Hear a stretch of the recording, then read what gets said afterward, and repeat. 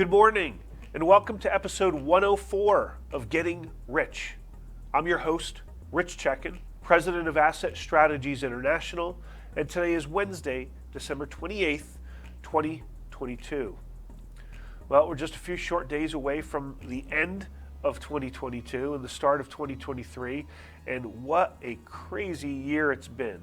We've had war in the Ukraine, we've had persistent inflation for over a year now, sluggish economies all across the globe, rising interest rates as a result to try and fight against inflation. Of course, that's hurting asset values. Asset values have basically plummeted pretty much everywhere. The Dow Jones Industrial Average, with 3 days to go, is down 8.5% on the year. The S&P 500 down 20% on the year.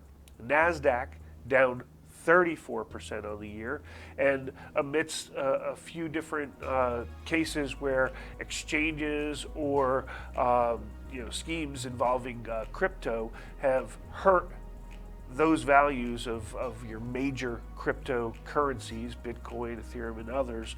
Bitcoin is down 64% thus far this year.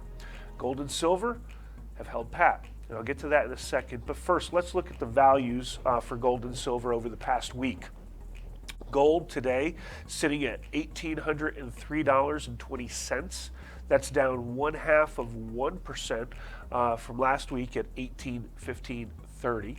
Silver is down 0.25% to $23.92 an ounce from $23.98, lost 6 cents last week.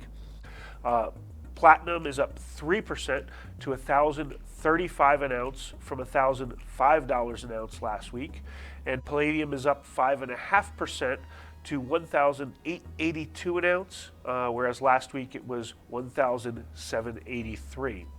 Silver slightly outperformed gold this past week, so the gold-silver ratio is down to 75.66 from 75.98 last week.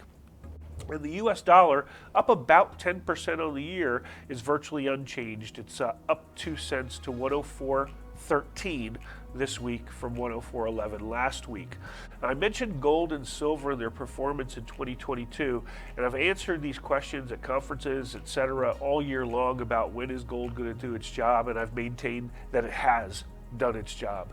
This is a situation where consumer prices have been rising all year, but asset values, the money we have in our portfolio to take care of our needs, which are rising in price, our asset values are falling in value as the Fed and other central banks around the world exercise monetary tightening.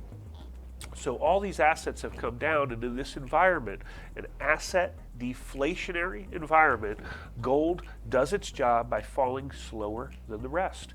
And at the end of the year, gold is down, as we speak, about 1%. That's it, percent or less. Silver is actually up 1 to 1.5%, depending on the short-term fluctuations. So gold and silver have absolutely done their job. They stored your purchasing power. They've helped you keep what's yours here in 2022.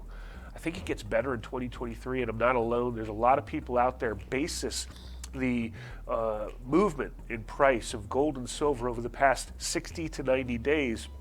A lot of us feel that 2023 is going to be a heck of a year. If you didn't buy gold and silver in 2022, fine. If you don't buy it in 2023, I think you're really going to be kicking yourself. On that note, just want everybody to know that the folks here at Asset Strategies wish you all a wonderful, happy, healthy, prosperous new year in 2023. Let's hope that all the ills of 2022 in the past are behind us and nothing but good things going forward. Our heartfelt wish to you and your families is you have an amazing 2023, and we look forward to seeing you on the other side of the calendar. On that note, obviously, we want you to go ahead and subscribe and like us here on YouTube. Send us your comments and questions. Subscribe to our social media and our newsletters, but don't ever forget that getting rich starts with keeping what's yours.